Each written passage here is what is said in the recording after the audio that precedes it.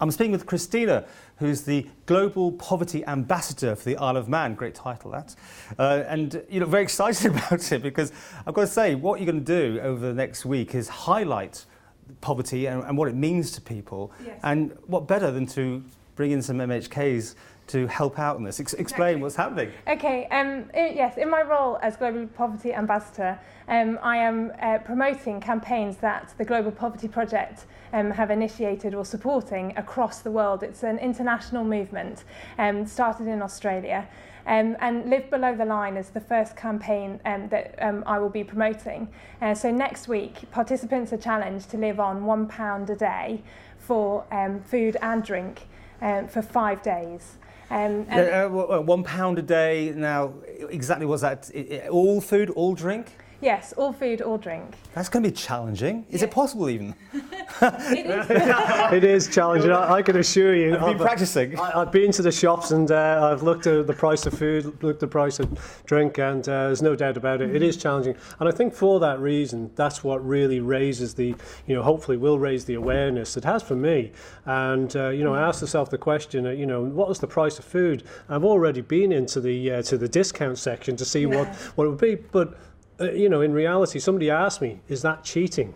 And I don't think it is, because I think if you were living at those really constrained budgets, you would be shopping in that area. You mean on the specials? Without a doubt. Yeah. But it's going to be soup, isn't it? It's going to be, as you say, some odd things that they have on very special prices. You're right. Well, I have had a couple of good offers. My farmer neighbour phoned me up and said spuds, and which is certainly cheap food to eat. Cereal.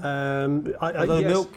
Well, I'm thinking, it's interesting because I don't know just yet what I'm going to do, but I think porridge, pasta, baby spuds, I don't know, and some cheese too. You want to look at a local product, and I think actually our cheese is actually, I believe it is filled with good protein, yes. But it is very reasonably priced. Yeah.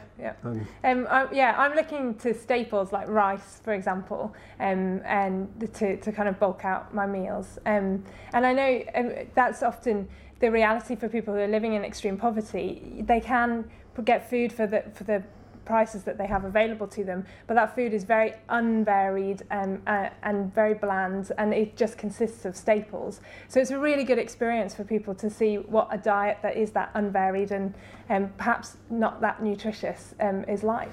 Are you trying to sign other people up for this, by the way? Because I know you've got some of your pupils also taking part at St Ninians. Yes, is that right? So I've got a great team of staff and students at St Ninians who've got behind the campaign. So we'll be working on that together. The students will be blogging about their experiences, which details of which will go on the school website.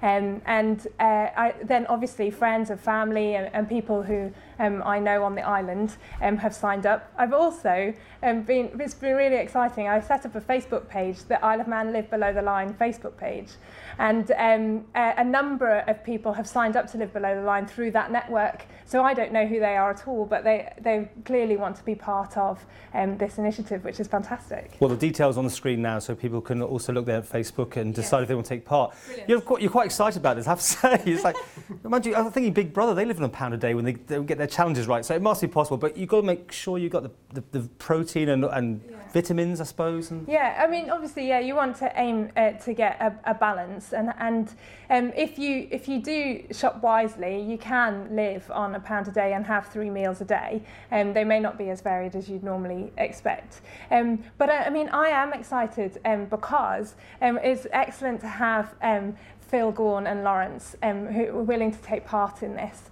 And to promote the issues or to raise awareness about the issues, because there are still 1/4 of the world's population living in extreme poverty, 1.4 billion people.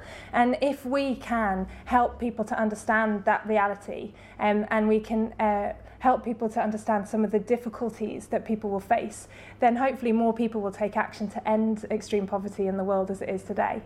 You've picked two of the thinnest that MHK is going. Just thought about that. Actually, do you know, that's not the case, as we found out. One of the big incentives for me was not just to raise awareness, as when I was talking to Phil and he said, why are you doing it? He said to me, you should do it fatty. So that's exactly why I am doing it.